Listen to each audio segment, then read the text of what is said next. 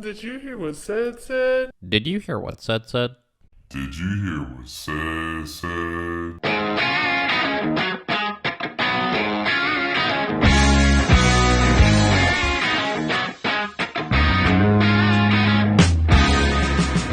Here we go.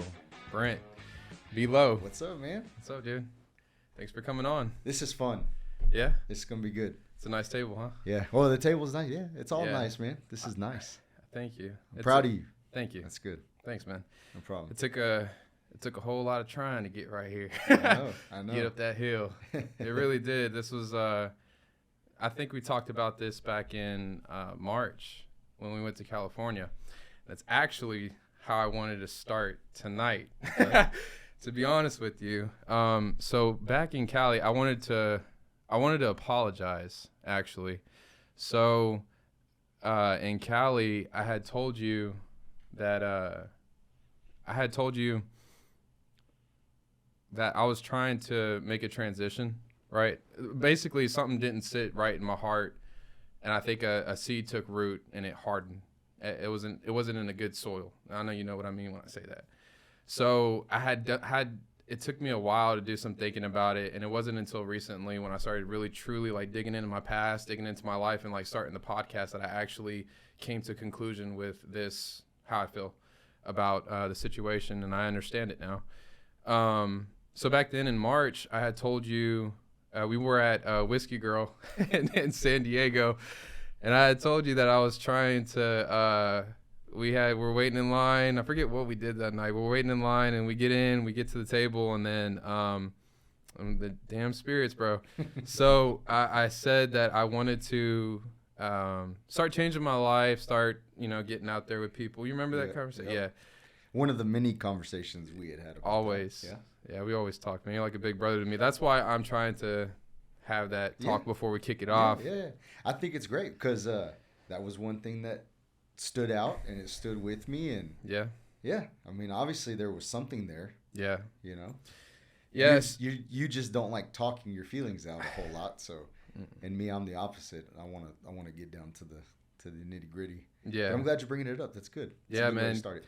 Yeah, because I wouldn't feel comfortable, I think, carrying on the whole entire podcast or going into it, because I'd probably have that in the back of my mind. And also, I try to tell people, like, if there's something going on that is, like, not merely holding you back, but you're like I said, you're like a big brother to me, man. And there's a lot of, like, you always call me the mini you, right? Because I think you've probably already gone through this before. And that's probably why I think I'm on that road of being honest and being open and not letting, like, getting to it, like getting to the point of how you're feeling and not letting that live with you. Yeah. And I think that crushed me all year. And because I had told you that, I was like trying to change or whatever, and I wanted to stop drinking or stop, smoking, vape, and all these things. And then I took it wrong. And what I took wrong was, hey, no one's perfect, man. Like, whatever. And I don't know why I took that in the wrong way. So if I can recall, we were sitting at a bar. Outside. Yeah. At a bar. Yeah. And we had got our first round of drinks. Yeah. And it wasn't a crazy night. We were just relaxing. Mm-hmm. Okay. We were having our first round. And I believe you made the comment of basically what we're doing is okay. Everything's going to be fine. Mm-hmm. God's going to, forgive me. And I think that was basically along with what you had said. Am I wrong? Kinda, I think so. What are you talking about? In what way? The Like conversation we had at Whiskey Girl. About who? With did it involve anybody else? No. It Was it just me? It was just me. Well, I mean, Manny and yeah, were there, but yeah. You're talking about that night, right? Mm-hmm. That we were, yeah. And I believe at that point, me and you had a discussion. It started with just me and you. Yeah. It always does. Yeah. And I think I just was at the point to where I was like, I think maybe Seth is just a little confused about this. And it's sad because I think at that point too, I was like, I think I had even said, what we're doing right now is wrong. Mm-hmm. Like, this is wrong of us. We're at a we're at a bar. Yeah. We're drinking. Mm-hmm. You did. First round, nobody was drunk or anything. We were just relaxing. And I was just like, Seth, this is wrong. Like what we're doing is wrong. Like I'm partaking in this and I'm wrong. Like I know the truth and I'm here in this scene. I'm here doing this and yeah, that was I could tell it took some type of effect on you, but I'm glad you brought it up because it did. Yeah, it did. But I honestly I'd not had that conversation with that. I think that night, what that night did for me, and I want to thank you for it because it put some conviction in me. Yeah. You know, because I had told you, I think we had like a little, it was like a little tennis game of back and back, you know, for a little bit. But then it was like, you know what? Said that road is hard. Yeah. And it's a tough one. And you can do it, but it's going to be hard. Yeah. You know, it's not easy giving up alcohol or giving up smoking. But if you are going to be doing this podcast, or if you're going to go, I think we had talked about, like, what do you want to do? Like, you're going to start a church or something? You can be a pastor? Right. And I was like, no. Like, I don't want to be a pastor, but maybe start it through a podcast, like reach people through a different route. And I basically said, if you're going to do it, then you have to change the way you're doing things. Yeah. I said, because if you're going to reach people, you have to be the example. And not that I was telling you directly, I was just telling you what our job should be as being examples. Exactly. You know? Yeah. And you hit it on the head too. Cause like I said, it gave me conviction. Yeah. And I was like, you know what? I think I had one more night with Manny after. No, actually I was with Manny, but then I was hanging out with other friends that I typically don't hang out with. And I got tore up. And from that night in March, shortly after we got back, I stopped and I haven't had it since. And I think that's where how I'm able to be here now. Yeah. And I've been looking forward to this one. Yeah. I know Me too. Yeah. I've been really excited about it. Yeah. So I had to get that out because it wasn't that I get it because I had my mom on and she was talking about, you know, you can't be perfect, this and that, you know, and all that stuff. Right. And she said it bears a heavy load on you whenever you're trying to live that life. Right. And then that's whenever I kind of like rebutted with like, you know, well, what's the point of trying to be the example if you're not at least trying to alleviate these things that we know aren't right. Right. You know, and that's, I think, the path that I'm trying to figure out right now with myself is like, okay, let's not burn yourself out, but how do we get to start acting, you know, what's the, like we all do, what's the calling? What are we supposed to be doing? Like, so with this one, I know alcohol isn't good. Yeah. I could tell it. And it's so funny because we had that conversation that night while we were drinking. While we were there. So we were having a conversation about God at a bar while we were drinking. And that's probably a big no-no. Well, honestly. You know, the thing is, too, is that that night, not only did it do something for you, but it did something for me. Mm-hmm. I mean, I'm not perfect. I still have a casual drink every now and then now. And I'm not saying that it's right, you know, but I do, and everybody has their own struggles, and everybody has their own walks, and you know, my mom, who's very religious, would always, you shouldn't even be touching it, you know, whether it's casual or not, like you shouldn't even be around it, and you know, different sins affect people differently. So whatever you're struggling with, if you struggle with certain things, then you should definitely stay away from it.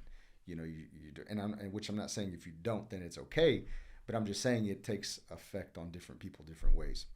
And that was that night it did something in me too, because even since then, I mean, I really don't party like that anymore. I don't hang out like that anymore. And I think it was I got back and me and Victoria had a long talk, and you know, I really said, okay, I need to focus on my family and business, and I need to get my life in order too. Because you know, I'm the leader of my family, and so I gotta make sure I lead, you know, by example. And you are, man. Yeah, you really are. That's one thing I admire about you. You turned 30 this year, right? No, I'm 32. I'll be 33 this next year. Are you serious? Getting old, man. God, it's a good number though. 33. Yeah. But yeah, that's one thing about you that I love is that, like I said, you're like a big brother to me, and that's why I had to get it out, because it was like it's been eating me up. And I haven't even talked to Manny much. Like, when I talk to Manny, which is rare, but when we do talk, well, nowadays it's rare. It is, because for me. He's busy. Yeah, we're all busy. We all have different things going on, and priorities change. Yeah, you know. Exactly. You know, but that doesn't mean we're still not going to be there for each other. No, not at all. You know, but I mean, it was you know, I knew too. I had told Manny, you know, I'm like, I know he's upset with me. I know he's mad. I told Victoria, I was like, I know he's upset with me. But you know, at that point, if I wouldn't have said anything, what kind of person would I have been to not say anything? And usually I'm very supportive of you and everybody else in our circle, and I support you and cheer you on and hey, get it done. But really, it was conviction in my heart that night, because it was kind of like he's in the beginning stages. I've grown up in church my whole life. I've seen everything you can think of in church, and there's a lot. I mean, there's a lot of imperfect people that are there, so you're gonna see a lot. But I was like, basically it was in my head saying, you got to say something. Yeah. You know, if you care about him, you'll say something. And so I know I kind of came on strong that night, but it was in love. I mean, I felt it. Yeah. Yeah. Like it didn't sit right that night. And I only think it didn't sit right because I was, it's so funny because that was our first drink of the night. Yeah. Like, it's not like we were, but it felt like we had been. For me personally, it felt like I had like a lot because of the energy. Like, it was just like, man, what's going on right now? But it was, I do know it was out of love. It was just but that's the most sincere form of love with somebody. I realize it now, you know, after all this time has gone by and I've done some thinking about it and whatnot. It's like, man, had I not had that night, it wouldn't have gave me the fuel of fire to be like, on days that I was trying to, like, days that it got hard and I wanted to go drink or I wanted to smoke or I'm around smokers and I smell it, it sits in me, that conversation of like, nah, I'm not going to, because I know what the hell I'm doing and I know that's not for me. Right. And I know it's not right. Yeah. It's not right that it's not that I'm not doing it because it's like, well, I don't want to be like them. No, it's like, I know what it does. Like you said, it's what about, for everybody, right? It's to each is their own, and for me, I know that that's just not my thing. Like, it just don't settle with me. I can't control it correctly. I can't even do it every now and then, because that beast comes out. I think Cedric comes out and not Ced. I'm starting to learn that Cedric is a different person than Ced. Ced is fun and happy and go lucky with everybody. Cedric comes out and he is like a very stubborn, very tunnel vision, just like he's just different. He's different, and that's what alcohol brings out of me, and it's not very healthy. Yeah, and we've been friends 4 years, 5 years. Yeah, dude. Okay. Yeah. So there was a time during the pandemic that me and you spent literally every week together during a whole year to a year and a half. Yeah. Because all we did was golf. Yeah. I mean, literally. It was either once or twice a week. That's what it was. Yeah. And, you know, we take the wife out there and Frank and Manny and, you know, we'd all just go golf. We spent a lot of time together. So, you know, obviously you're the type of person I am too. You choose who you want to spend your time with. Oh, yeah. Because you don't just spend it with anybody. No, not at all. So we've always been great friends. You've always been able to talk to me. I've always been able to talk to you. And I feel somewhat of like a big brother because you are younger and you have a lot. You've dealt with a lot in life too. Yeah. And so sometimes, you know, I go back and I think, man, I wish I was that age and I had somebody that I could talk to or I could look up to. And unfortunately in that time, when my years as young as you were, I didn't. You know, I thought, well, Brent, you should know what the right thing to do is. So you have to just get it together. And sometimes it's tough because you need somebody to talk to.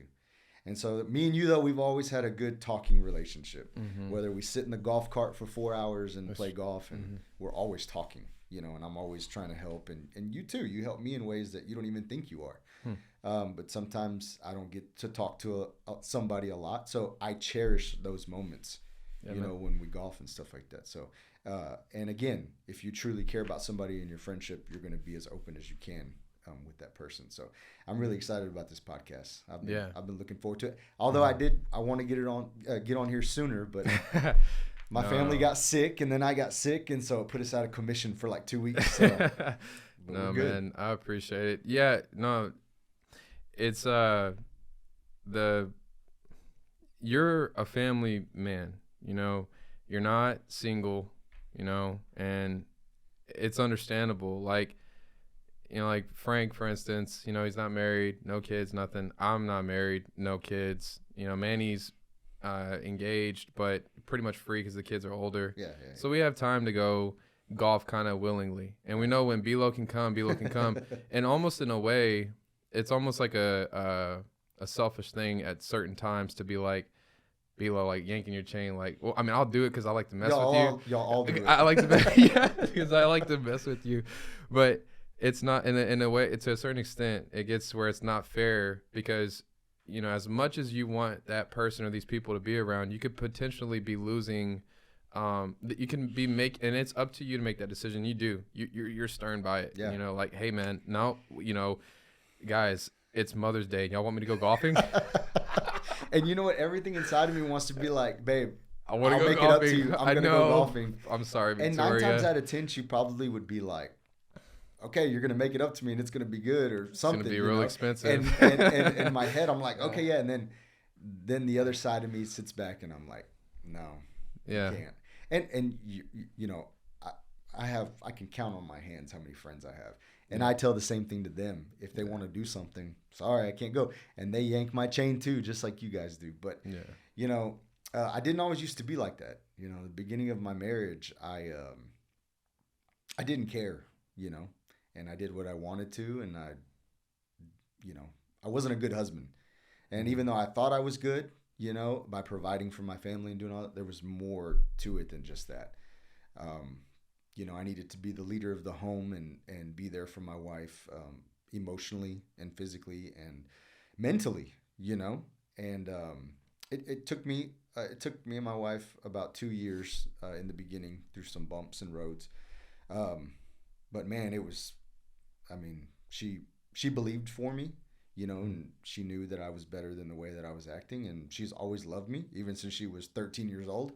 I got lucky. And so it's great, man. Life is good and God is good. And man, I'm as happy as I've ever been in my life, you know, at this point. What were some things in the beginning that you were doing that you felt like you weren't, besides being a provider, like most men think, right? They're like, man, as long as I'm working and I'm bringing home this and I'm doing this, then what else do you need? And that's how I was. I was like. So what were you doing?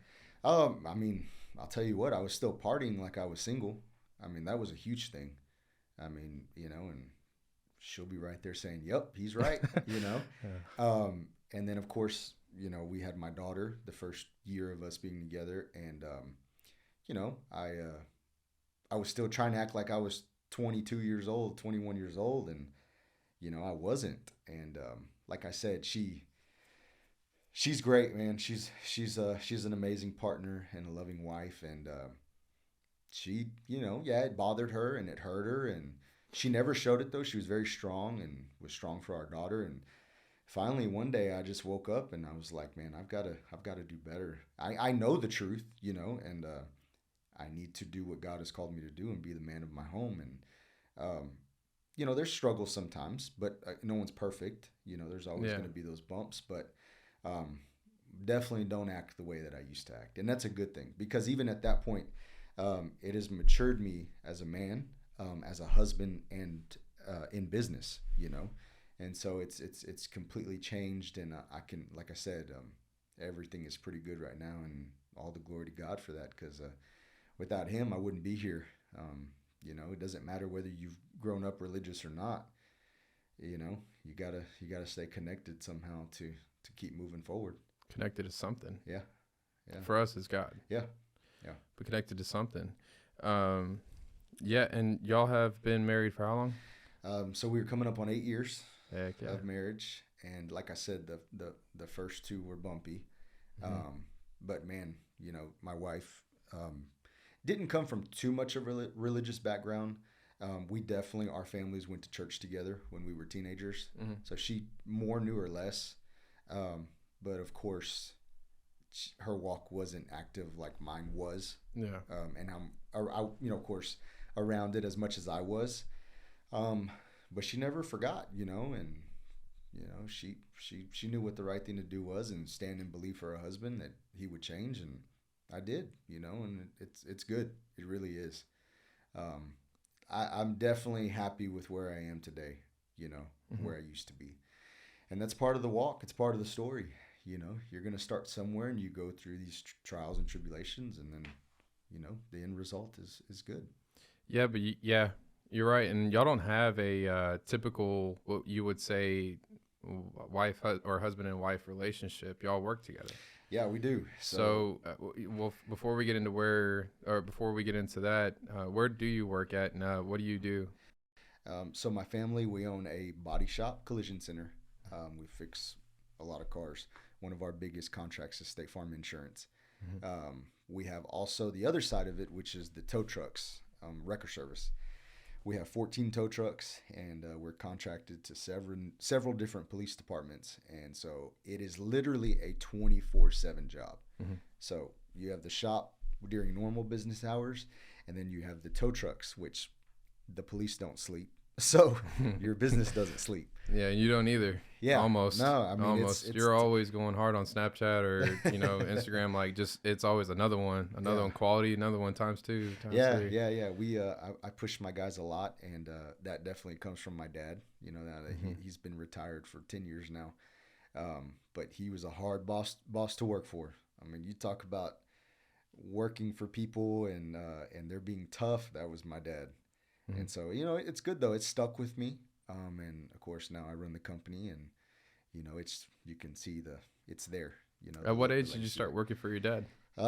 So I was 17 in high school when I started driving an actual tow truck. And that was my after school gig, and that was my weekend gig. And even then too, people going to parties, and people were, going to the beach and doing all that. Nope, I got to work.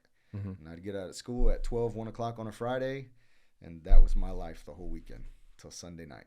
And, it was tough. And if you were going to have a job there, you had to work. You had to put in the work.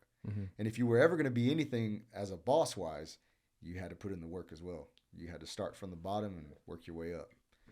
So, so we work together. She is Victoria? Me and my wife. She's the secretary there at the business. We had a need for another person, and she was at home with our son. We ended up having our son. And I told her, I said, I don't want you going back to your regular job. I want you to come work for me, which at first she was like, absolutely not. I'm not going to work with you. It's not going to happen. And, it's good too. I'm always busy, so it's not like I'm always there and I see her all day, every day. But yeah, we see each other all day. We go home with the kids. Life goes on. Yeah. It's another 24-hour job in itself, but it's worth it. She's a great helpmate, and she keeps me in line. Because sometimes, and that's what I tell a lot of people, whether like even if it's the gym or working out, I need my boys who are trainers. They may not necessarily train me, but they keep me accountable. And with diet, exercise. At work, I'm the boss. Yeah. So who do I stay accountable to? So there's even times where I mess up, and she keeps me accountable. My dad, who's retired, keeps me accountable. He's had this business we just completed 44 years in business. We've been around a long time. He keeps me accountable, and I talk to him, and hey, I think I'm doing this wrong. Oh yeah, you are doing it wrong. And sometimes it's not what you want to hear, going back to that night in California where me and you were, but it's out of love. It's correction's good. It's a good thing. Yeah. Especially when you stand behind it and you can back it up, then people listen, and so that's what I really feel like my calling is. My calling is, I feel like it's to help people, and reach them just by talking, because especially men struggle a lot. You hear about mental health and all this stuff. Men don't think about that. Even though it has the word men in it. Yeah, you're right. Mental health. They don't think about it. They know they got to go to work. They know they got to put food on the table for their kids or their wife or their family. Who do they talk to? That's kind of one of those things where I said I cherish the moments that me and you have when we're on the golf course, because I don't get to talk to a lot of people about personal things. Right. Or even opening up. And so and I reach a lot of men, even my own workers. I can tell you all my workers have probably come to me and opened up about their personal life, and I help them, and they'll get through it. Because if I can make sure that they're keeping their marriage intact, or their girlfriends, or that they have kids with, or making sure those kids are okay through certain things, then I'll do it. just because it's tough. It's tough out there, especially in today's times too. There's so much scrutiny against men and what you have and what you don't and all this stuff. And not that that's important, but men take it to another level. Yeah. And so. Yeah. I think that's a huge thing. A lot of men we're not, well, ours is different in our group. We'll talk to each other about stuff and we'll like hash it out of like, hey, but you should be, I mean, I can't tell how many times y'all talked sense into me or we've talked sense into, I'm not gonna say who in the group or whatever, but like we've talked sense to each other of like just being like, hey bro, it ain't like it's not how it is. Or have you even discussed it? Have you even brought it to attention? Have you gone and sat down and, well, you need to sit down and you need to whatever. You don't hear that often. You usually, it's funny when we used to go drink, it was never like you're drinking just to forget. We were drinking and like having actual conversation of like, hey man, how do we get through this? This is what I'm struggling with. Right. Yeah, that's why I didn't mind it back then. But and again, was it right?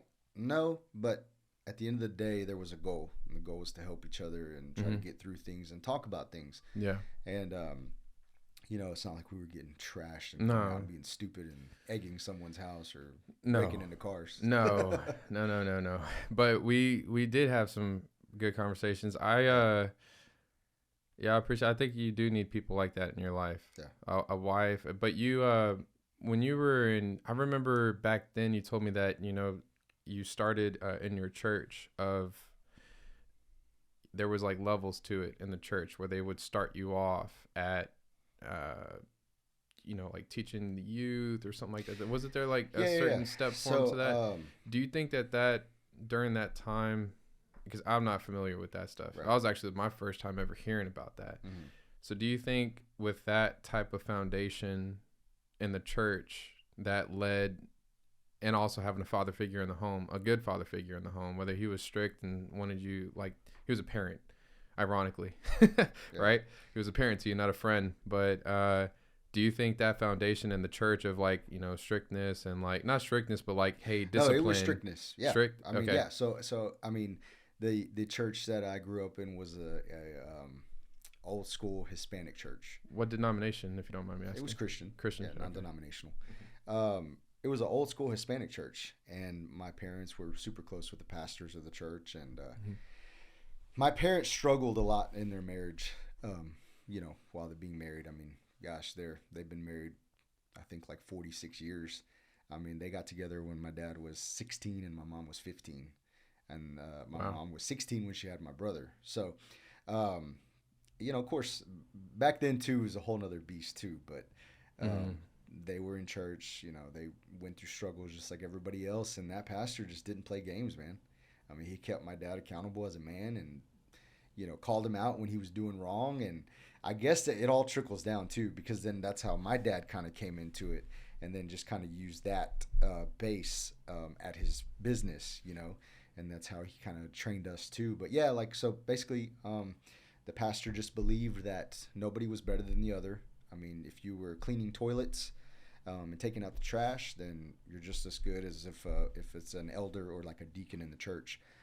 Nobody was better than the other, and that the sole purpose of everybody there was to glorify and serve God, no matter what that job was. And so basically one thing that he did, and this was for a lot of people that were in ministry, like basically you came up, you came into the church, you were trying to put your foundation in it. If you wanted to start working in the ministry, it started with cleaning the bathrooms. Mm-hmm. Clean the bathrooms, humble yourself, mm-hmm. Do this. If you can do it this in the small, you can do it in the big. Mm-hmm. Then it went from, hey, we need a daycare teacher this Sunday, or we need someone in the parking lot attendant, go do this or go do that. And so then it escalated, and my parents kind of just did everything too from that point, whether it was cleaning bathrooms, or then they became children's pastors, and then after children's pastors, they became youth pastors, and then they did youth forever, and then he became an assistant pastor, and then he was an assistant pastor forever while he was still running his business. And then now today, my dad is a minister. He's a pastor of his own church. Mm-hmm. Again, through everything, though, there's nobody that's perfect. Mm-hmm. Everybody messes up. But it's the effort that you put back into getting your walk right back with God. And that's what a lot of people don't understand. You know, in conversation with our Bible studies and stuff, my mom and I, we've talked about Judas, and we have a very, like, there had to be a Judas, right? Yeah. Like, there had to be one. Otherwise, you wouldn't have had Christ. Someone had to do it, is what I'm trying to say. Yeah.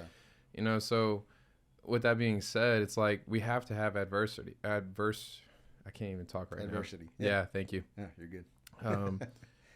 We have to have it, and we have to fall off every now and then. Right. You have to, because otherwise, if you were perfect, then why would we need God, right? Because you don't need God if you're perfect. Yeah, I mean, because you are God. Because God is perfect, right? I mean, even at me growing up in the church, I can't tell you how many times I've ran away. You know, I'm not perfect. Right. And I ran away, and there's times where I've said I don't want anything to do with this, and I never want to do it again. Mm-hmm. And then you fall flat on your face, and then you have nowhere else to go but either continue to go in a downward spiral, and if you've already bottomed out, then there's only one thing after that, and it's not very good. You know, it could even be death. Mm-hmm. But or you get back on the saddle, and you get back walking the straight and narrow. You know. And so it's up to us. We make choices every day. Yeah. And the thing is, we just can't get emotional about the choices. You have to, you know the truth, you follow the truth. Yeah, you're going to mess up. Get right back to it. Yeah. You know? Yeah, I agree. I was actually thinking today, I have these notes in my phone when I'm running. It's called Running with Thoughts. It's like a little note section that I have. I'll talk to my phone whenever I'm like running. One thing that I was thinking about was just suicidal thoughts of like people who deal with suicide and things like that. And it's like, I wonder if they have God in their life, for one. But I know even people who are Christians or who have God in their life think about suicide or even kill themselves, right? For sure. But my suggestion would be I said that you should, if you don't have God in your life, then yes, kill that side of you and be reborn into Christ and try that out. If there's all these negative things that you're going through, you're not feeling right, you're feeling mentally unstable, your marriage isn't correct, you're not correct, try killing that side of you. Be reborn through Christ. Accept Christ as your Lord and Savior, and try that walk out. I mean, you've tried everything else out, no matter how old you are. Right. But I'm probably older, and it's like, well, what's it gonna hurt trying to give your life up to something that's not for you? Because I think most men, like you said earlier, you know, it's almost like the world conditions us to be flesh-like. Right. It's almost like it conditions men, right? Yeah. You got to work hard. You know, you got to bring in the money. You got to, you know, do these things, provide, you know, all this weight on our shoulders. Right. But then if a man doesn't control that correctly, and he actually does have a good work ethic, and he puts him in a good spot, and he doesn't have that discipline, but he gets into a world where they got some money, well, that flesh is going to start polluting their mind. And if they don't have God in their life, then God forbid, because money is a hell of a drug. It is. And then women are too, because women are unfortunately at times attracted to money, and then that makes you, it blinds you. It's a lot of blinding that men automatically come into that we don't even know, you know? And I was just thinking about a lot of people in my life. Sorry about that. I was thinking about a lot of people in my life that I've came across that it's like, man, you know, I get why you're caught up in the flesh and why you feel like you've done this all yourself, and how God, like, how's this guy going to even, or this thing, how's it going to even help my life out? Right. But I feel like we know a lot of people, at least I do. I mean, like you, Manny, I can go on, people who center God in their life truly do. Right. And they are, you know, just because you have God in your life doesn't mean that you're going to be, you're untouchable. Right. If anything, you're going to get touched. You're a target, if anything, because now, you know, the devil or these sins, and the devil knows your sin more than anybody. Well, I mean, look at you, you know, you even talked about it in chapter 1. Yeah. You walk with God, and I've seen a huge change in you in that walk. Yeah, I was totally different when we first met. Yeah. Oh, yeah, for sure. Yeah. I mean, the person you are today is nowhere near the person was when I met you at Wildcat. Which is crazy, huh? Super crazy. It's like night and day. I mean, but it also helped with who you surrounded yourself with.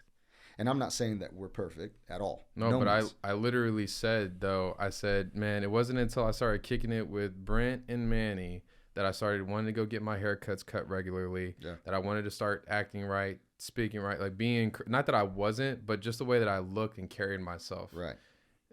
I started pretty much with y'all because at that time I still wasn't even in a good headspace. Yeah, you had the long hair. Mm-hmm. Yeah, you didn't care. Mm-mm. And you were young too, and there was some immaturity there, but you surrounded yourself with people who were beneficial to you at that time. Again, I'm not talking highly of myself.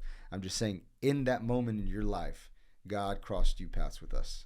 Yeah. And it happens with everybody. It happens to me. There's people that I meet from work that I was like, whoa, there's a reason why I met this person today. Mm-hmm. And it's meant to be, it's for a reason. But that too, so you put yourself in the right crowd. And man, you made huge jumps. I mean, you were swimming through water as quick as you were crossing paths. Literally. But you struggle too, and you just had struggles recently. Yeah. Although with you, I think it's more emotions. Mm-hmm. And I've always told you that. Mm-hmm. I've always told you that. That's one thing that I can always, even when I heard that video, I said, I've told this dude that countless times that he bases himself off his emotions too much. Mm-hmm. And sometimes it's hard, because who are you talking to? If you're not talking to anybody, you're listening to yourself. You're listening to those emotions that are turning inside of you. Yeah. And it's not good, and you've called me probably 2 or 3 times in the last month just to say, hey, I was just thinking about you. Mm-hmm. Are you okay? Mm-hmm. And, it's crazy because I should have been doing that with you too, and that brought conviction to me too. Because I'm like, when I heard, with your mom, that conversation, I'm like, yeah, man, that's not right. I should have checked on him, because, I know how you are too sometimes. And it's even sometimes I tell you, said, don't be a recluse. Mm-hmm. Don't go back into your hole. Don't go into hiding. Because I get like that. Yeah, for sure. And so I want to apologize to you for not doing my part either, because, man, that's tough, and especially if your friends are struggling and you don't know at that time because you think everything's right, man, pick up that phone and call them, whoever it is. Yeah, I think I'm an emotional person because I genuinely care for everyone in my life. Yeah. And it hurts me when that person isn't, I don't know. I think I have to learn this thing of like everybody lives their life the way that they live it, and I got to let them live it. I'm trying to learn it. And this year has been a really good year. It's been interesting, but this year's been an interesting year because I'm learning a lot towards the end of this year in a very rapid way. Yeah. But like God's doing it. I know he is. And he's just opening my spiritual eye to so many things. But I do care about a lot of my friends, and I let the Holy Spirit work through me, to be honest with you. When I do call you, it's because God's telling me to check on you. Yeah. It's not like I sit on a Friday and I like got a whole list and I'm like, all right, let me call everybody. No, it's like I'll randomly call my friends when God puts it on my heart to be like, hey, you might need to check on this person because they may be going through something. Right. And it's typically when I'm driving. Don't know why it happens, but it's usually when I'm driving. But I think that's why I am an emotional person, because I care about a lot of people. I care how people are doing. I know they got goals. I know sometimes they need to get on their stuff, and it's like, how's this going? I'll check in real quick. How's this going? How are the kids? How are you doing? How's, everything? How's work? How's all this stuff going? All right, making sure you're on track. We're good? All right, and then gone, right? Yeah. But it's just because I care. So when something like that, if anything ever falls out of my life or if anything is ever wrong, I have to address it. Yeah. That's just how I've been lately. And I have to be careful with that because it just depends on who I'm talking to. Sometimes I'm not ready to receive that. And but the thing is, you can't stop. No, I'm not going to. Because the day that you stop, the day something could happen to somebody, and if you have that feeling or that calling to do that, you got to do it. Yeah, that's what happened with me and Dub. So Manny told me, like, he kept asking me constantly. I felt like it was God asking me, not Manny, right? But it was like, or you even asked me a couple times when we go golf, like, hey, have you talked to Dub? Have you talked to Dub? And I'm like, no, I haven't talked to him. I know he's, doing whatever. And then something came across me like, what if like, there's something bad happens to him and you end off not good with this guy. Right. I mean, he's been your boy since like kindergarten. Was what happened really that big of a deal to lose a friend over? Right. And it's like, no, it's not. So reach out to him, man. Give him that call. Yeah. And I did. And we've been cool kicking it since. He's supposed to come on, and he needs to. At a certain point. And we're actually probably going to talk about that and how, you can get through it. But I think you're right. You do need to check up on, and I think men need to check up on men a lot. Yeah. Because girls, that's one thing about girls, like your girlfriends, they all like hold each other down. They really do. Although I feel like they sometimes misguide each other. Seriously, dude. Because it's just like, bro, they all are. I hear the conversation some of these chicks have, and I'm like, God bless. But like men need to hang out, like check on their boys more often, man. Because like those golf outings, like they're not just golf outings. I'm not advocating for anybody who's trying to go golf, but they're not just golf outings, man. No, they're not. They're a lot of like checking in, talking, how's this been? How's that been? A lot of frustration because of the golf course, but like, why do we come out here? But you know why I go. I sit in that golf cart and I'm one with Mother Nature. It's my my detox period. Yeah. And I love it. And sometimes you need that, whether you're good at golf or not, because I'm not good at golf, but yeah, you need it. You got to go and surround yourself with good, positive people and take I think that's a huge thing, man. Yeah. It's who you surround yourself with. 100%. If you're not surrounding yourself with people who are godly people, like godly men, or don't have that same morals, it's like, would you? How I see it is, if I ever had kids, would you allow your kids to go hang out with the kids that are doing bad things or cussing at a young age, or they're bullying the other kids, and you know it, and you're like, right. Yeah, I know my kid goes hang out, it's okay. Right. No, you wouldn't do that. So why would you do that for yourself to other people if they're not a good influence? Right. You know what I'm saying? Like, if I was always drunk, always want to hang out with you and whatever, why would you want to bring the babies around me? Yeah. Cedric's always drunk. He's always whatever. I don't want to hang out with that. What kind of influence? Right. Because then that confuses your kids, because they're like, why does dad hang out with that kind of guy? For sure. So I think, and I also think it's important how you said earlier, it started with your pastor, and then it trickled down to your dad, and then it trickled down from there. So it's like, not a lot of people get a good pastor like that, who's just like straightforward. Hey man, no adultery, no fornication, no allowing this, cut this out, stop being a drunkard, whatever the cases are. And it's not a strict thing. I don't believe it's a strict thing of like trying to live a perfect life. I think it's just people have already lived it already, and they know that there's nothing good that comes from that, and we decide to deny it. It's an experience factor. I mean, those people that are telling you that are not telling you that just because, and I'm going to say some book, because some people think that some book says so. You know what I'm saying? A lot of the times people go into pastoralship because they've experienced every single wrong thing that you can experience, and there was no benefit from it. So they go into ministries thinking, I'm going to help somebody. Yeah. And that's 99% of all pastors. Of course, you do have your ones that are in it for the wrong things and money and all that kind of stuff, but they'll have to answer, when their time comes, they'll have to answer for that. It's not our job. Yeah, it's not our job. Mm-mm. No, not at all. But it is your job. God does give you a spiritual eye to be aware that, hey, this place ain't for me. For sure. And I need to move on Yes. to another better church. Right. Right. And if you're not, I think somebody asked, like, where do you tithe? Like, what do you do with tithing? It's like, well, tithe where you're getting fed at, is what they say.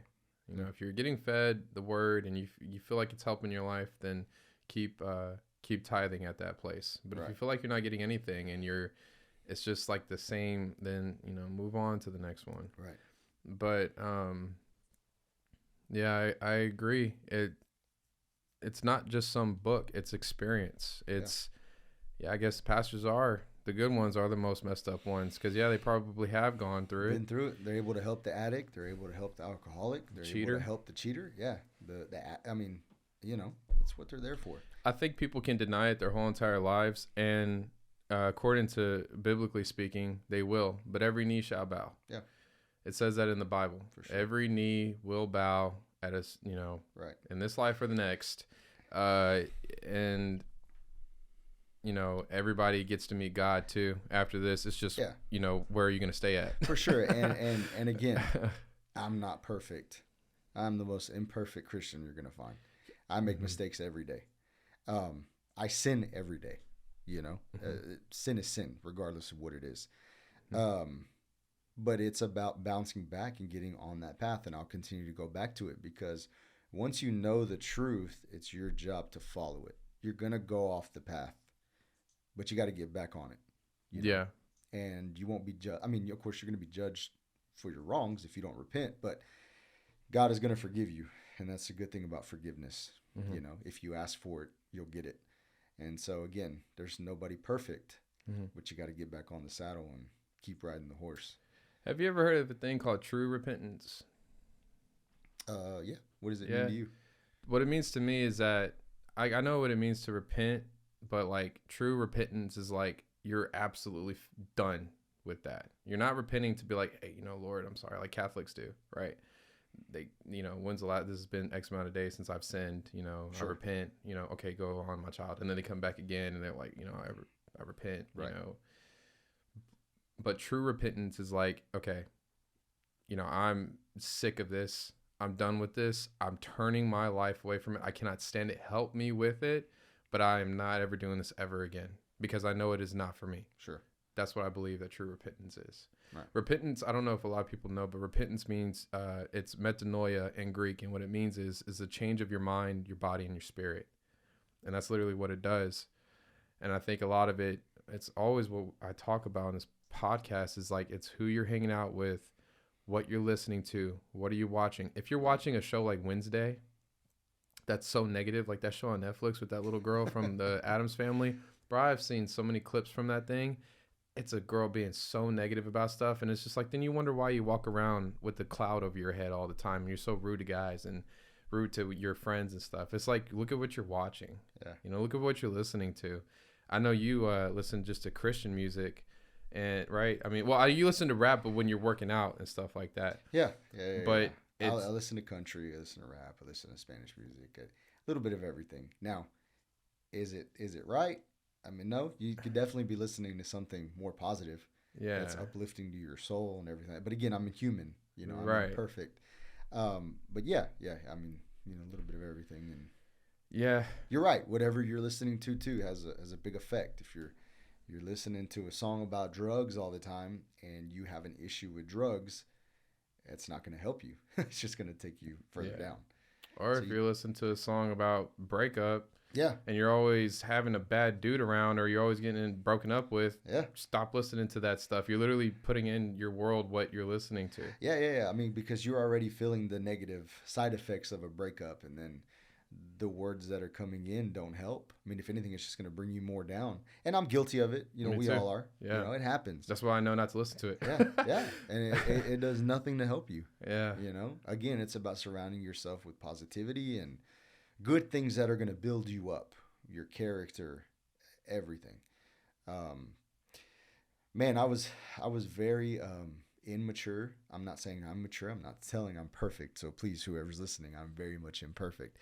But it's about how you get your mind, and discipline.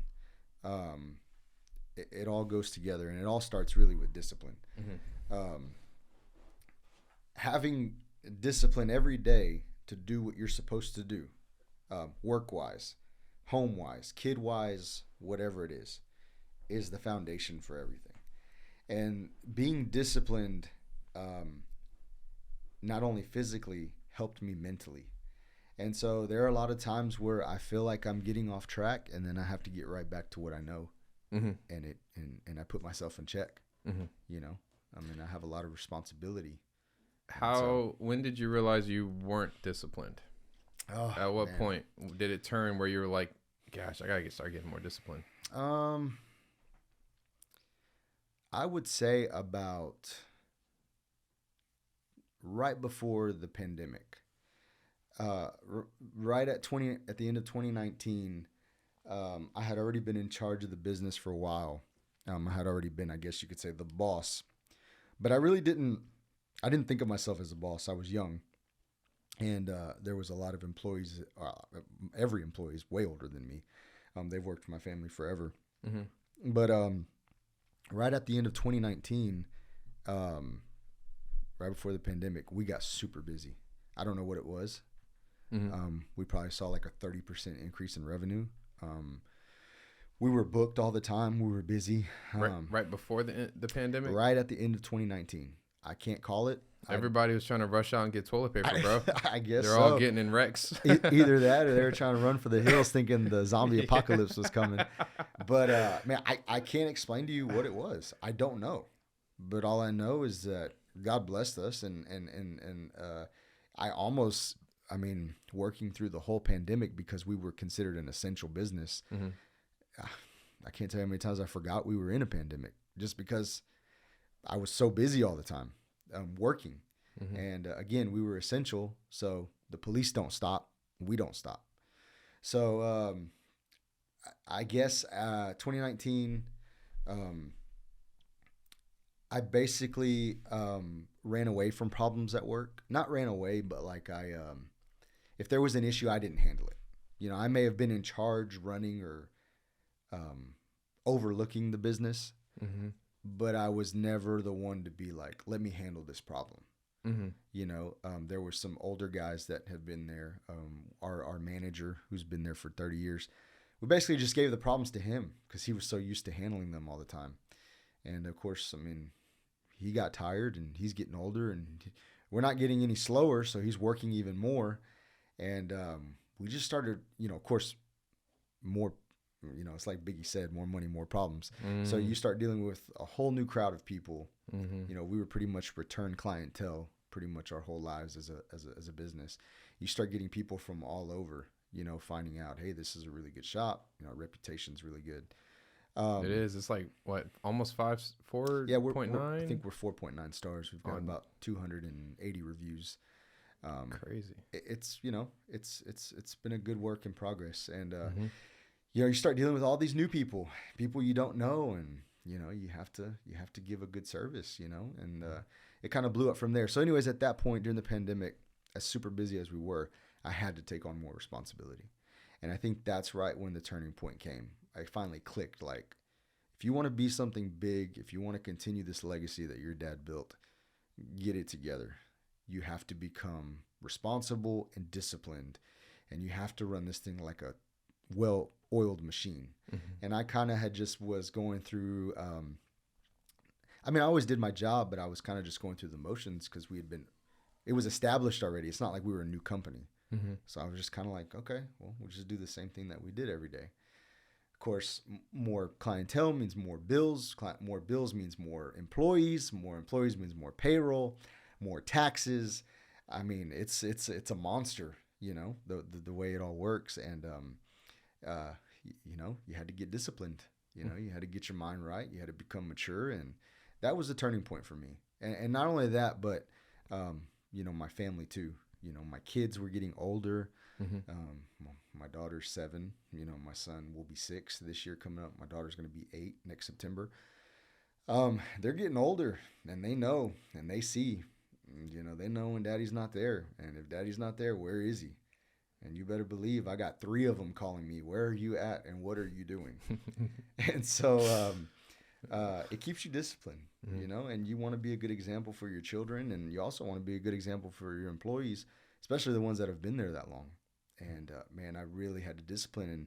And 2 years ago, I started getting up, going to the gym, 4 o'clock every morning. You know, we're part of that 4 a.m. club. Mm-hmm. Again, keeping each other accountable. Mm-hmm. You know, I've kind of fallen off the wagon here in the last couple of weeks. But me and you, again, keeping each other accountable with somebody. Yeah. Because you got to stay accountable to somebody.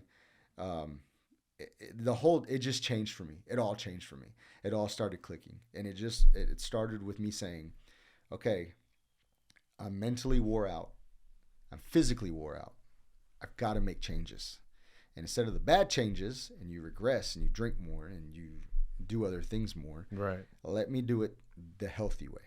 And it not only is it going to help me, but it's going to balance me out. And man, it was the best thing I could have ever done. Right. I mean, best thing. Yeah, that's awesome, man. Because, okay, so you were going through a lot of stress, a lot of change, Yeah. and what you decided to do was work out, Yeah. change, start accepting the challenge. I start eating better. I had gotten to the best shape of my life. And again, it just was to build me up to be a person that I needed to be. And mentally, physically, spiritually too. Again, I'm not as involved in church as I should be, but I'm there. And I take my family, and again, there's times where I'm not able to go and I miss because of something, but I know that I have to be accountable to somebody. So again, the working out, they said we're going to be accountable. 4 a.m. club. We tagged each other on Facebook, make sure we were up. We share the Apple Watches to make sure we're doing our workouts. Yeah. Drop a pin, 4 a.m. Yeah. That's what it used to be. Yeah. Drop a pin, check 4 in. a.m. Yeah. Check in. And so then I said, okay, well then there's that. And I said, accountable spiritually. I'm not involved like I should. Work plays a big toll in it. I need to be there. And when I'm there, I'm still connected, and I make myself, and really my wife has a lot to do with it too, because man, I'm wore out. I'm wore out by the time Sunday comes, and even my daughter now, she pushes me. Why are we not going to church? We need to go to church. We need to go to church. And grandma says we need to go to church. And I mean, she's there too, and so we go to church, and it keeps me accountable, spiritually. Yeah. And then, and then work too. My dad keeps me accountable. There are times where he'll call me out of the blue and start asking me a bunch of questions, and I still give him the respect, even though he's not there. But he built this thing, and obviously he knows what he's doing. And so we don't always see eye to eye, but he's kind of entrusted me and saw what we've done, and it's just change is hard for a lot of older people, and but change is good, and he's seen the benefits of it. And again, man, it's tough, but you got to stay disciplined. You got to be mentally strong. And these are just some of the things that I use every day to help me, because my life is a lot. No, it is. It's a lot. It is, which I appreciate you coming, because you were even busy before you came here and drove 45 minutes from wherever you were. Yeah. One thing that I like that you said is that you took the route of a healthy route. Yeah. And instead of going to drink more, I think it bothers the living hell out of me. People will say I'm stressed out. I deserve, which I get it. I don't, but I get it. Okay. I get the weak mind is what I get. Yeah. Okay. It's just all it is. I had a long week. I deserve a drink. And it's like, no, just go work out. Take the healthy route. You have a decision. Like you said, you got two choices, right? But we're all human. Yeah, we could use the excuse, but I'm telling you that workout is going to help out a lot more than that drink will. It is. But it's taken us a lot of time to come and realize that. Yeah. Because we didn't used to see it that way. No. We would say, no, hey, that's true. We need to go on a trip. And go get, yeah. But see, you're doing the same thing we could do in town. I'm paying like $800 for a glass of whiskey, which is great. But I mean, it's cool getting to do it on the beachfront instead of in Houston. But it's funny, because even on our trips, because we've been on tons of them, a lot, yeah, you could tell the whole swing in the mood the last 2 or 3 trips. Yeah, they've been different. Yeah, because we were getting up early. We said, hey, we need to change this whole thing. We need to get up early. We want to go sightsee. Now you're becoming a different person. Yeah. Now it's I actually enjoyed those trips. It's great. Going to see the beach. Yeah. And getting to actually see the town, like even in Boston was a really good one. It's great. We got to see Salem and we went on tours instead of going to get trashed, which I think a lot of people did on vacation. A lot of people decide to go get trashed somewhere else. And it's like, bro, you're in a new city. It's the same guys. I promise you. It's the same girls. I promise you. If you're going to a bar, if you're going to a club, no matter whether it's a different one or not. It's the same thing. lame girls and guys. It's just, there ain't nothing out there. You're not going to find what you're looking for there. And I think, and then you're spending a shitload of money just to go and do the same thing that you could be doing back at home. That's it. You know, and I really have enjoyed our last two trips, actually, 2 or 3. I think it's been 3. Three. Yeah, they were dope because we got to see the city. We woke up with a clear mind. I think we even maybe had like a few drinks, like at dinner. Yeah. And then we went home, and then it was like up early, let's go. Yeah. Golf, whatever it was, right? Yeah. No drinks at the golf course, just chilling, enjoying the scene.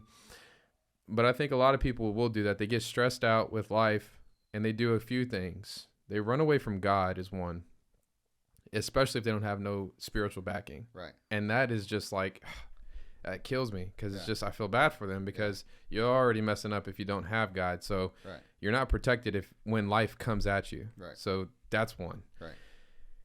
Then you run to the spirits. You run to the wrong spirits. You run to the drink spirits, and those spirits ain't going to help you out at all because those spirits come with company. Yeah. And that company is your friends, quote unquote friends, and they don't know a lick of spit. You know, like they're lost too in the wind, and now you're just joining them. Right. And now you're all having conversations drunk as hell, and y'all think y'all know what y'all talking about for the night, and then you wake up dehydrated the next day, and then it's just on to the next, and your life shows. Yeah. You know, because then you're depressed, and then you're sleeping a lot, and then you're just like, why do I have no energy throughout the week? Well, because on the weekend you go get drunk as hell all weekend. You're recovering all week. You know, if you go get drunk on Friday, it's Thirsty Thursdays if you start then. But like how it used to be for us, and I'm not, because I don't want to feel like I don't want people to feel like I'm like pinpointing at them. It's just their experience. No, I mean, it used to be. We done it all. Thirsty Thursdays. Watch the Thursday night football game. Yep.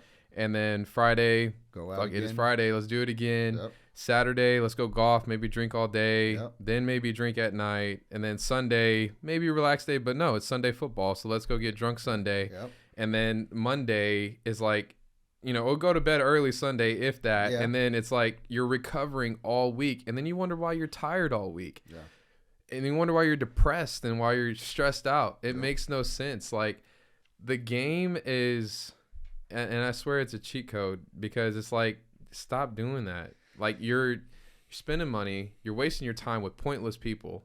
Like, and a lot of people don't want to hear that. And they don't hear it until they get older. And then by now you're older and it's just like, you don't waste your life. Well, I think we're just lucky enough that we caught it as young as we are too. Well, like because you said, it's who you surround yourself with. Right. Had I not had friends like y'all that put me on, that it's like, y'all would have never let me get belligerently drunk. Right. You know that's not right. Like, hey, keep safe, like whatever, right? Let's not do all that. But or there was even times where we would be out, and the old Cedric was foaming at the mouth, and I'd be like, "Hey, Ced, chill out, man. You can't talk to that 50-year-old woman like that. She can't talk to me. I gotta keep her from me." Yeah, but I mean, even at that too, or you sounding like a pirate or a sailor. Yeah, you know, I mean, it's the reason why I talk about it is because that's another one. You have changed so much, and it's great to see it. And whatever you're doing is what you need to be doing. And thanks, man. So this is it. I mean, I've listened to all your podcasts.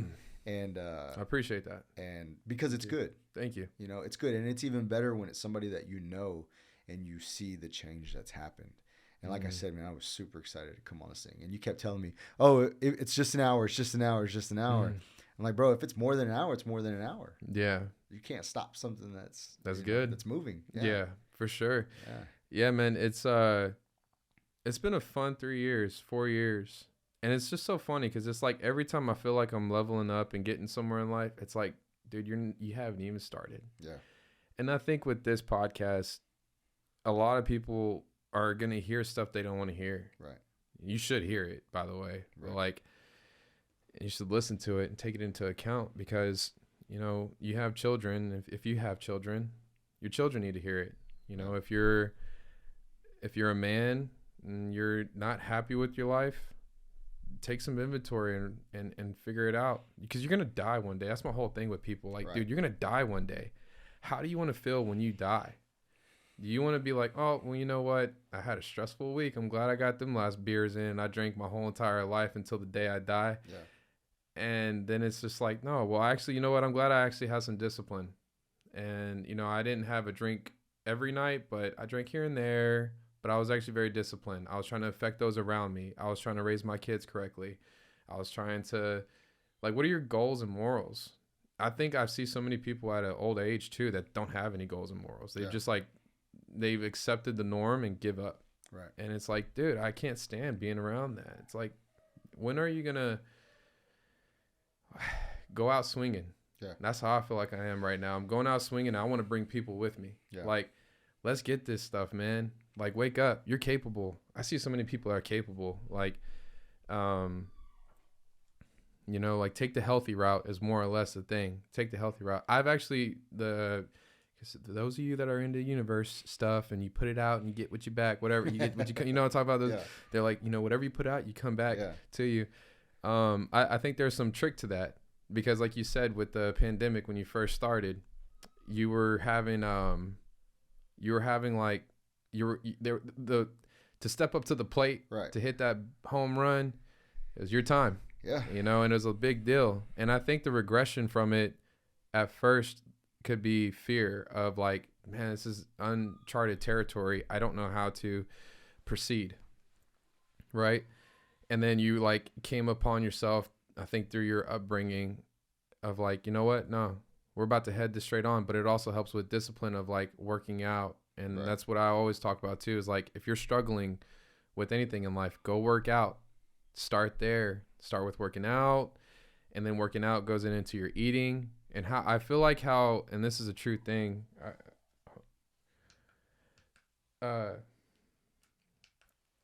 This is a true thing. I feel like how you do one thing in life, how you do one thing in life is how you do everything in life. Mm-hmm. Right.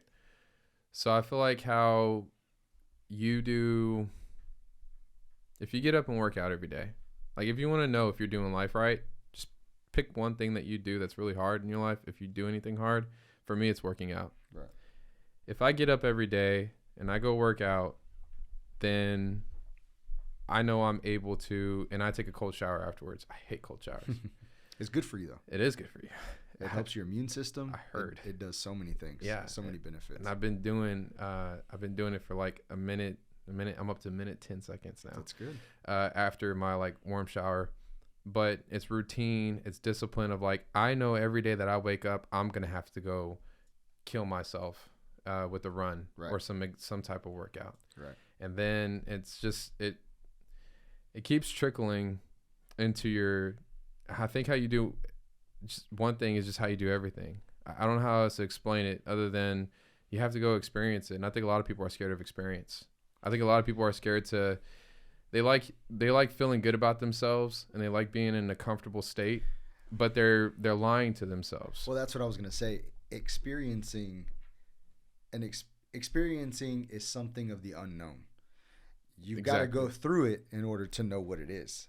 Right. And so people, if they don't know, they're not going to experience it. If ever. Yeah. It's going to take them a long time of whatever the hell it is that they're doing until they get tired of it. I mean, you didn't even want to go with us out of town to begin with. That is very true.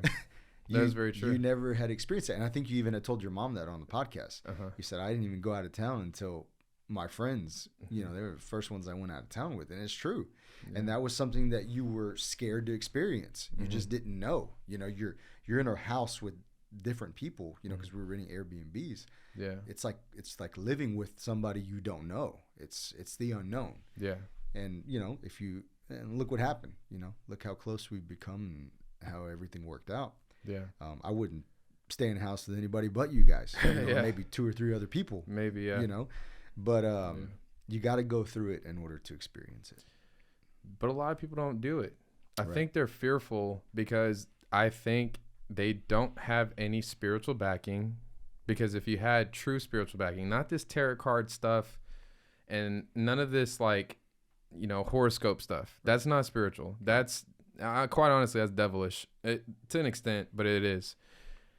It's not biblical. It's not godly. Yeah, it's not biblical. It's not biblical, right? I mean, it may work. It may not work. No one knows the future. But quite honestly, that stuff, I feel like that stuff works if you feed into it enough. It's just like almost anything works if you feed it into it enough. Right. But it's not healthy. It has no good end route to it. But with God, he will tell you in scripture, like, you are worthy, you are these things, you're powerful, you're destined, you're all these things. And so you should know it. And I think some people just feel like they're not worthy enough. They have no, through adversity, through the storm, I'm there for you. Well, I mean, they don't know. Look at you. Mm-hmm.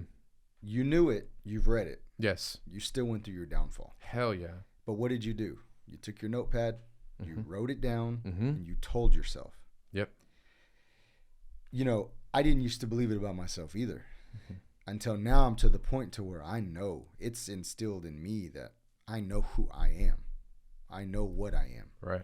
And so eventually the more you get involved in it and the more you begin to develop that discipline, and you mentally get there and spiritually, you're not going to have to write it to yourself anymore.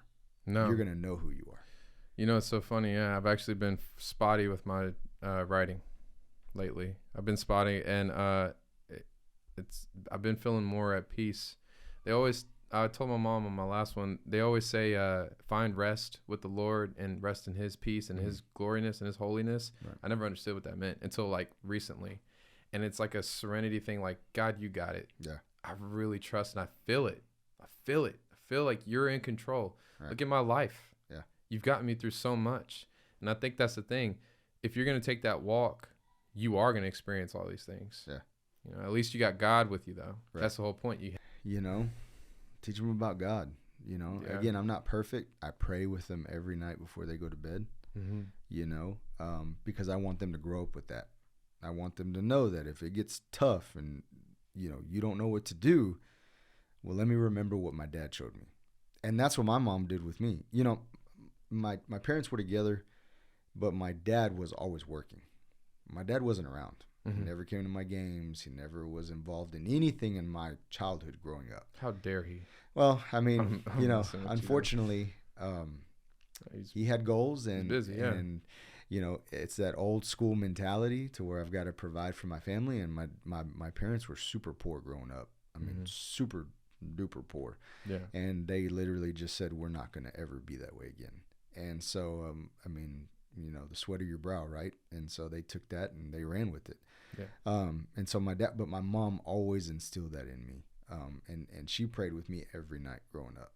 And so whenever I was lost and went through those years to where I was very confused, that was one thing that always took me back, you know, and I could remember that. And so it may be the smallest thing that you remember from your childhood, but it's there for a reason, and it's instilled in you for a reason. And sometimes it's just the simplest thing of a prayer before you go to bed to remind yourself and get you back on that track.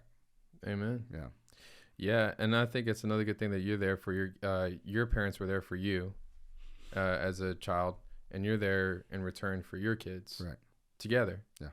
I'm sure there's been plenty of times with you and your wife where it's like, man, stuff's just real hectic, and it's just like, dude, like, you know, but you get through it because, one, you made a commitment before God. Yeah. And that's a huge thing. I mean, that should be like number one. And I'll tell you right now, I was not ready for that commitment. Yeah. I mean, when Victoria told me she was pregnant with our daughter, we were not married. We were just dating. If you could even call it that. We were together for a year on and off, you know, and then, you know, she ended up pregnant, and, you know, at that point you make a decision. And I said, man, you know, of course, Victoria was strong. She's like, with you or without you, I mean, I'm going to take care of my kid, you know, my baby girl. And, you know, of course, you know, when me being young and immature, I'm not ready, and I don't want this, and, you know, I don't want to be a dad yet, and I'm not at that point because I still want to continue to live the way I'm living. And it did. Actually, you know, I thank God I got a strong woman, because, you know, behind every good man, there is a good woman, and you're partners, and you're going to do it together. And man, she's been the greatest for me. But it's good. And you know what? She's here. And as soon as she got here, or even before that, even when, you know, my wife, she was in the belly. It's amazing to know that that child is forming inside of there, and that I'm going to be responsible for that child as soon as she's born. And man, my daughter's a blessing. I mean, she really is. She's so smart. Yeah. Yeah. She's too smart. Yeah. Dude, But- she is a genius. She's a little smart girl. You could see it in her eyes. Like, she just peeps games. She's like my niece. Like, she's just watching Yeah. like a hawk. It's like, Hey, she even keeps me accountable. I bet. Kids are the most honest things.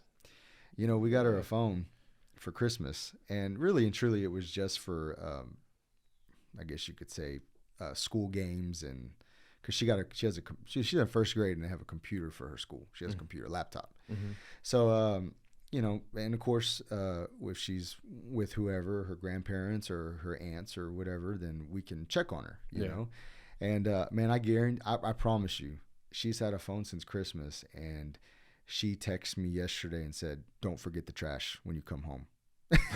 She said, "Don't forget to take the trash out when you come home." And I'm like, little girl. Yeah. Really? That's so funny. Yeah. Yeah. And then the second phone call I got that day was, "Hey, my aunt, our aunt is going to take us to Bounce, the jumping place. I need money." I said, "Okay, here we go." All right. So she's it's 8? 7. 7. But it's a blessing. I mean, she's a blessing from God, and she's taught me how to be a really good man. You know, her and my wife. You know, so it's good. Children are a blessing, man. You know, I know. Me and you've had this conversation a lot. Well, actually, my thought process has changed about that. It's good. So, and about marriage, but it's changed in a really healthy way.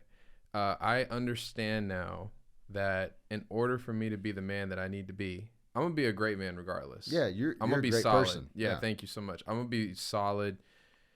I'm working on patience right now. God's had me in a spot where I'm working on patience, but I'm gonna be a beast. Nothing's gonna take away our ambition or motivation just for men like us, right? But I realize the potential and the level I can get to if I have me a good woman in my life. Yeah. I mean, that's gonna skyrocket me. And I realized that and what I would do for her. Right. Because the even trade-off. And I remember I used to be like, "No, man, I ain't gonna get married. Like, marriage is and this and that." No. That's not what you said. What did I say? You used to tell me, "I'm too selfish to get married. I'm too selfish to have kids." That's exactly what you used to tell me. You know what? And I would just look at you like you were crazy. Man, because really and truly, you're not a selfish person. You may say you are, but you're not. You have a lot to give to people. Yeah, I'm not. Yeah. Yeah. It's just you may hide sometimes, but you know, hey, we just gotta get you back out of your hole, and you're fine. Yeah, this is my hole, my sanctuary. No. Hey, but I will say this. Yeah, I think in the last podcast with your mom, if it wasn't the last one, it was chapter 2, it was the last one, where she said that even they text you and you don't answer them. Yeah. She was like, I don't like. Maybe it's changed, but she confirmed it. And I said, I don't feel as bad. Because, you know, we're always yanking on you for not messaging back. You know, I let her have that one because she will, but I mean, come on, she will, and I'll just leave it at that. She will, and I'll give her response. As far as I know, the other ones care and stuff, but I don't really hear from them very much. I got you. At the time, or even now, I really kind of don't. I'm not worried about it. Yeah. But from her, I hear from her. I try not to leave her lingering. I probably won't text throughout the day because I'm a little. Depends what time you catch me at. But even then, I need to get myself out of my emotions and realize that somebody's caring enough to reach out to me. Yeah, for sure. Yeah, man. That's so funny. Yeah, but the marriage thing, kids things too. That's good. I realized that's growth. Thank you. By the way, I've realized that. Yeah. Along with the the whole March thing, what happened back in March in Cali, like kids, it's just like I've been looking around at other little kids, and I'm just thinking like, man, how much that would elevate me. Also, like one, I want my name to linger on, and I've already told my dad, like, look, my brother, he just poor guy. He just gives out nothing but girls. So that's my brother. My brother's got 3 girls. Fred? Yeah. So if I got to be the one, I'm still gonna give my other little brother an opportunity. He's only 16, so he's got a couple years to get there, maybe like 4 or 5. Right. But by the time I'm 30, man, if there's no boy in the family, I guess I gotta take one for the team and just give a boy to the family because I know I'm the only one that probably can do it. Yeah. So it's a lot of pressure. Better come through. Hey, it's on record. This is for you, son. Yeah. Whatever. Yeah. Like later on. But yeah, man, That's good you're talking like that, because you would have never have said that no, and at any point in the past. you know, and I have Victoria to thank for that one too, because I know she has a strong personality, and Yes. and I do too, and so we've had our little butt heads here and there about it, but with those little hard knocks of like, yeah, I said, don't say that. There's gonna be a girl that comes in. I'm like, nah, I just don't see her right now. Or, yeah, she's gonna make you want to have kids. No, I don't see that. I'm starting to see that. Yeah. I'm starting to see my growth and where I want to go in life, and I've taken some serious inventory of like, where the hell do I want to be at in life? What kind of life do I want to live? What legacy do I want to leave? For Kind of sure. like you, the legacy you want to live. We're set in stone on like where we are, who we know we are, and where we're going. And I think at such a young age, there's guys who I know are older that haven't even realized that. Right. They're still caught up. They're lost in the sauce of like the world. Right. And it's just like, man, I'm trying to tell it to guys, get yourself a foundation in God. Yeah, and I mean, That's where also it'll too, start. I mean, your foundation is your family as well. God and then family. Yeah, well, yeah. But yes, absolutely. Yeah. But a lot of people need something physical to see and look at. Mm-hmm. And so, yes, we understand that God is a foundation and that you're supposed to look that way for all things. But sometimes those kids and that wife, they'll do it. They're your mirror. Yeah. In a way. Yeah. Yeah, they'll let you know if you're on track or not. Yeah. Your body will too. Yeah, That's there's right. a lot. There's a whole lot. I think a lot of people need to start waking up and paying attention. I think the pandemic was supposed to do that. Yeah, it did for me. I mean, I was super overweight. I took every advantage of work, in stress eating.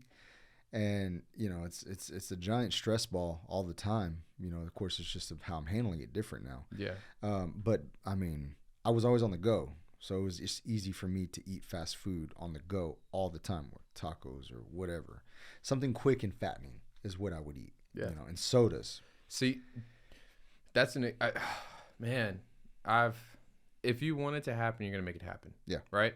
Right. So it's kind of like choosing. Otherwise, you would have did some like pre-game research and just like been like, you know what? I know I'm going to have this kind of day tomorrow, or possibly let me get all this stuff prepared prior to. Right. Because then you're already setting yourself up for excuses to fall off of your diet. Right. Like, I'm not going to say who, but I was just having a conversation yesterday. And I was like, yeah, but I mean, you're out on the road a lot. There's no time to, you're eating here. I'm like, yeah. All I hear is excuses. I get it. But if you want to make it happen and you're disciplined and you are determined to live this type of lifestyle, you're going to live it. For sure. You're not going to bend, break for nobody, not even yourself. Yeah. Not even your emotions. Yeah. You're just going to live that lifestyle. Right. If you want your family to be a good family and a holy family, you're going to make it happen. Right. If you want to have good friendships and have people in your life, you're going to make it happen. Yeah. This whole notion of like, well, it's not. No, it's like, dude, God has equipped. That's what I'm starting to learn. Yeah. God has equipped me. Like, I'm giving God's, what I can't control, I'm giving that to God. Right. But what I can control, I'm giving that to me, because it's my job, because he's equipped me to be strong, smart, focused, powerful, all these things, to go do what I need to do. And that's working out, working on my body, eating correctly, reading, having good conversations, good relationships, being a good son, being a good friend, being all these things that I can control, because he's making me be that way. Yeah. And I think that, I don't know, I just wish more people would start getting that way, because I see how miserable some people are in their lives. And it's sad. Yeah. A lot of broken up families. And if you have a broken up family, then be the best, whatever you are, dad or mom, you can be. But like, sure. I still think, because it's so important, because like with you, you're so involved in your family's lives. Right. Like, people need to start getting more involved in their family's lives. Yeah. And sometimes we're too involved, Sometimes. But that's not a bad thing, and you need to, though, because everybody struggles. And so you definitely got to be there for your family. You're like a team. Yeah. You're like a team, man. You can't do it alone. You got to have your leader, which is mostly the man. Yeah. The man's got to lead, and then you know how it goes. God's the head, Christ's the head of the man, man head of the wife, wife over the family, and then so on and so on. Yeah. But it's a lot of it's just a lot of, I think men need to start looking at themselves. It seriously starts with men. Right.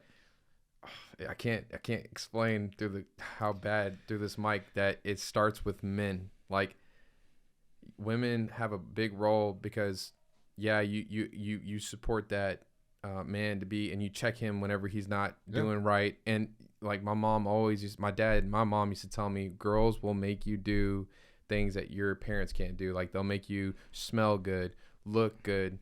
We're about to make you smell good, look good, brush your teeth. They'll make you fix your room. They'll make you on time. They'll make you do all these things because you're going to want to. You're going to want to show out for your woman. And they'll straighten your life up. And I think that's one thing that I was running into that was an issue, is that I'm starting to realize, not an issue, but what I'm running into now is that I need, not that I need, but that's something I'm looking for in my growth. As I'm growing as a person, I need a woman who is going to elevate me in that way to make me a better man. Right. And it's something that all people need to do. Not only get God in their life, so you need to start looking at your life to see what is it and what kind of life do I want to live, and get disciplined in that, and then have that person hold yourself accountable. And I think that's what y'all been doing in your family, is that you don't give up on each other. Yeah. You hold yourself accountable. You're all disciplined on each other. Y'all expect a lot out of each other. Y'all have conversations with each other about where are we going? What do we need to do? What's our unit like? You, as a man, are leading your family in legacy of a way that you want to continue. Yeah. I mean, in the beginning, Victoria wasn't a talker. Mm-hmm. And even now, she's not that much of a talker, especially around all of us. Right. She loves to be there, but she's not going to say much. But man, she talks to me now. She's a talker now, because I've pushed and pushed and pushed. Like, we got to communicate. We got to communicate. We got to communicate. And now she over communicates, but I rather her tell me than not say anything. You know, because then it stirs inside of you longer. So say what you got to say. Sometimes the truth isn't always what people want to hear, but you get so much more out of it by talking about it. And you may get mad for the next 5 or 10 minutes, but it's over. Yeah. You said it, and you move on in life, and you move forward. Yeah. Instead of letting it build up. Right. Kind of like how I did. Yeah. Let it build up. And I think everything happens obviously for a reason. For sure. Because I think with it's brought me to this point of growth. Right. And I think after this, our relationship will probably continue to grow even bigger than what it is. Yeah. It's also allowed that seed to water on for the both of us, in the sense of you've been taking care of your family and your things. And I'm glad that they're all doing healthy. I watch, I see all the Facebook posts from like Victoria and stuff about the kids and whatnot. And man, it's something. I appreciate you coming on the podcast, even though you're busy, and I know you have stuff to go do right now. But it's like I said, man, you're like a big brother to me. Yeah. And sometimes big bro and little bro, they don't see eye to eye. It took me about close to 9 months to, I'd say like 8, to come to this conclusion. I'm glad I did. Yeah. I'm glad I felt the conviction. Yeah. And I'm glad I'm mature enough to not let it cause a huge problem. Yeah. It took root. Even though I said it didn't, just at the time it didn't take root. Right. But it's taken root. I didn't even see it, but it took root, and it's grown into what this conversation that we're having now. Whether it took root 9 months, a year, 2 years, 3 years, 4 years, at some point it would have caught on, and whenever that time is, then you understand it. So it doesn't matter about the time, it's just at that time.